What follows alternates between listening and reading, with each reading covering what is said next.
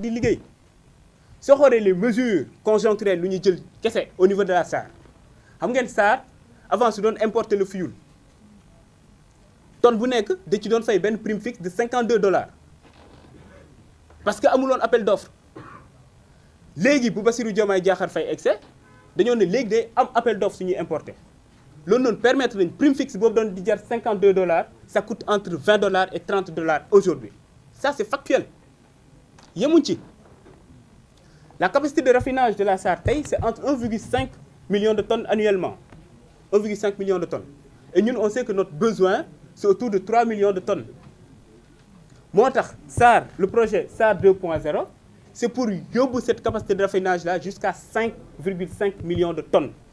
pour l'horizon 2028 xam nga loolu noonu c'est clair leer na lii mooy suñu position parce que dafa am lenn li nga xam ne il faut ñu ciy revenir suñu wax par exemple énergie xam nga France par exemple su ma jëlee exemple pays bu mel ni France ñoom seen taux d'indépendance énergétique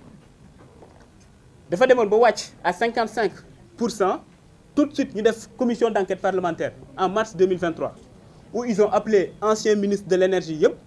ak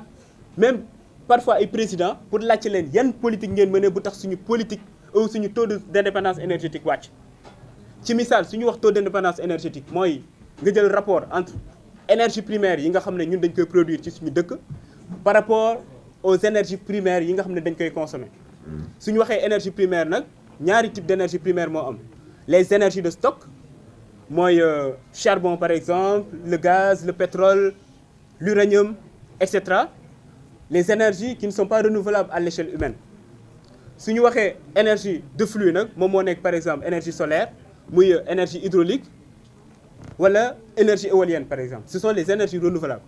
donc yow à chaque fois soo bëggee xam yow sa taux d'indépendance énergétique da ngay def le rapport entre yow énergie primaire yi nga xam yaa ngi koy produire chez sa dëkk par rapport à l'énergie ou aux énergies primaires yi nga xam moom la ñu consommer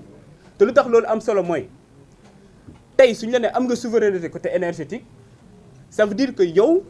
sa économie am na benn résilience de sorte que ay choc exogène su amee muy ci baril bi wala leneen ak leneen yow sa économie mën na koo attan c'est-à-dire du am répercussion bu bëri yow ci sa économie wala sa structure économique ñun foofu la ñu jëm ak yéen loolu noonu c'était juste un point par rapport à moom lu mu wax dëmb ci carburant bi ak leneen par rapport au bilan mais nag xam naa ne lu ëppal nit ñi solo tey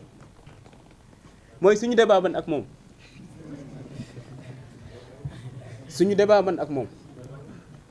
parce que yow ñu ne dénk na la ministère ci ministère boobu noonu saa yu ñu la laajee lan mooy sa bilan nga ne am na contrat bu nga xam ne bañ naa ko signer bu Total jox nañ la ab direction lan mooy sa bilan non wàññi naa sama salaire sëñ bi ay résultats la ñu soxla qu'est-ce que vous avez fait en 5 ans 6 ans en tant que ministre en tant que directeur général xam nga yow démb maa ngi ko dégg mu naan le président Ousmane Sonko même bu ñu ma dàqee ci ministère bi bokkoon na ci ñu ma doon défendre oui ay sénégalais yu bari dañ ko doon défendre parce que ñun njort bu rafet la ñu amoon ci moom mais bu ñu egsee aux affaires ba gis fu mu jaar moom nga gis tooxidu na yu mu def ñun ñëpp on était déçus c'est ça la réalité man par exemple bu ma egsee juste ASER ma cité exemple OS Mina Thierno Alassane Sall ñu ngi ko nommé ministre de l'énergie en juin 2015 décembre 2015 donc 6 mois après ASER signe un contrat avec benn société bu ñuy woowee Mina distribution contrat wu 60 milliards pour électrifier 1144 villages le 30 décembre 2015 xam nga soo signé contrat ba pare dès l'instant ñu approuvé ko mën nga demander avance de démarrage mën nga demander aussi les avances au titre des dépenses engagées ñoom nag dañoo andi le 30 décembre vers midi ASER 2015 ñëw déposer la facture pour ne nañ fay la caution d'avance de démarrage ñu ne dañoo bëgg le 30 même ñu def ordonnancement bi def paiement bi ñoom ñu mën a dem encaisser le chèque le même jour instant boobu noonu au niveau de l'ASER il y avait pas de couverture budgétaire su ñu waxee couverture budgétaire c'est-à-dire ñu budgétiser projet bi naan telle année ou 2016 parce que 2016 lañ ko budgétiser woon mën nañu décaisser tant avance de démarrage yi par exemple ak les avances au titre de dépenses engagées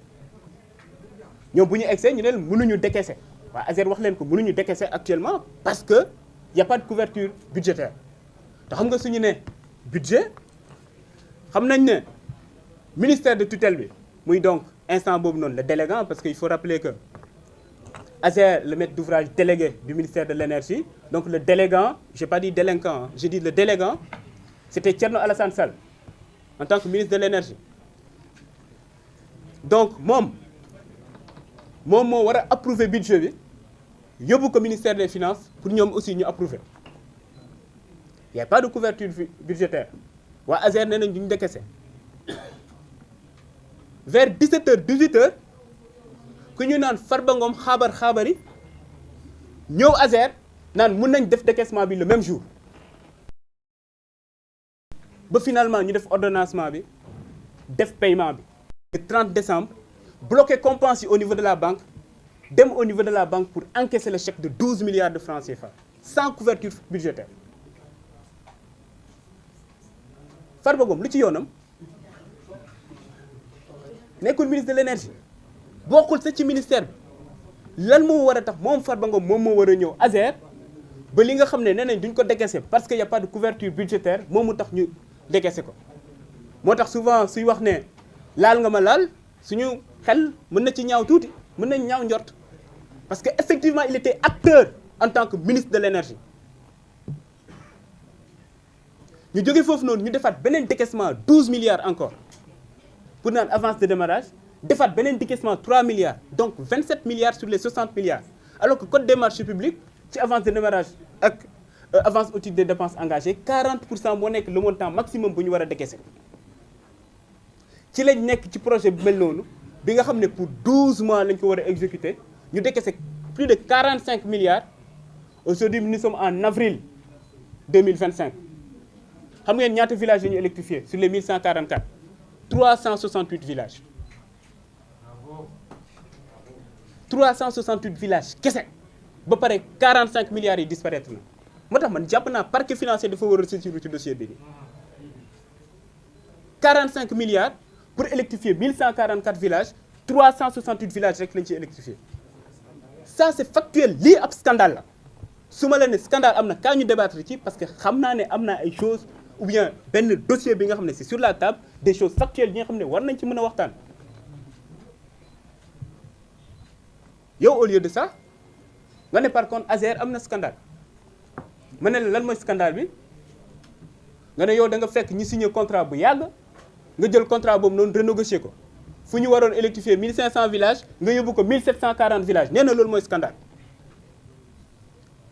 fu nga fekkee benn contrat mu am ay surfacturation yow nga ne surfacturation du ma ko nangu dindi ces surfacturation là nee na loolu scandale la fu nga fekkee contrat bi nga xam ne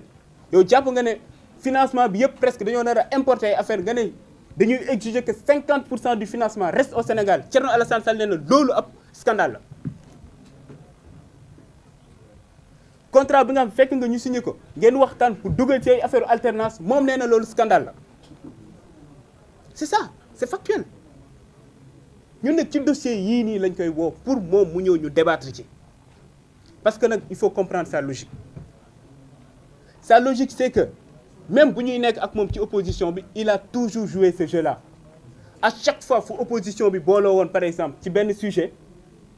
bi nga xam ne arrangé wul Macky Sall moom dina gën a def benn diversion bi nga xam ne ça c'est l'affaire de Macky Sall su ñu waxee démocratie 4 temps la le temps d'élection délibération décision ak reddition des comptes ñun temps reddition des comptes lañ nekk ku wax reddition des comptes actuellement gis nañ effet bu muy def ci Sénégalais parce que ñëpp bëgg a xam seen xaalis fan la dugg ñen ñoo luubal moom nee na loolu amalu ko solo dina créer waat diversion pour defaat encore l'affaire de Macky Sall ñun nag duñ ko nangu Sénégalais yi duñ ko nangu moo taxoon ñun tey ñu gën pour andi quelques leeral pour ne ko ne ñun lu ñuy xaar ci moom mu ne ñu ne moom bu muy nekk aux affaires lan ak lan la def ñun ñu ñëw débattre ci ak moom parce que loolu rek la ñu xaar ci moom muy benn. Deuxièmement man soo ma ne lan mooy sa bilan moom Thierno Alassane soo ko ne lan mooy sa bilan maa ngi ko doon wax léegi ARTP mu ne la wàññi naa sama salaire. ñun amul kenn ko fiy gis mu nekk ab DG mu ñëw ci direction te fekk fa yenn yi nga xam ne jàppoon na ne di yontu dindiwu ko man damay joxe sama exemple Azer rek vous avez vu le rapport de la Cour des comptes gis ngeen DG bi li mu doon am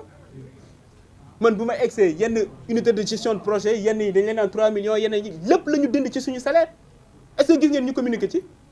parce que jàpp nañ loolu du résultat yi mooy lu facture lu Sénégalais yi di xaar si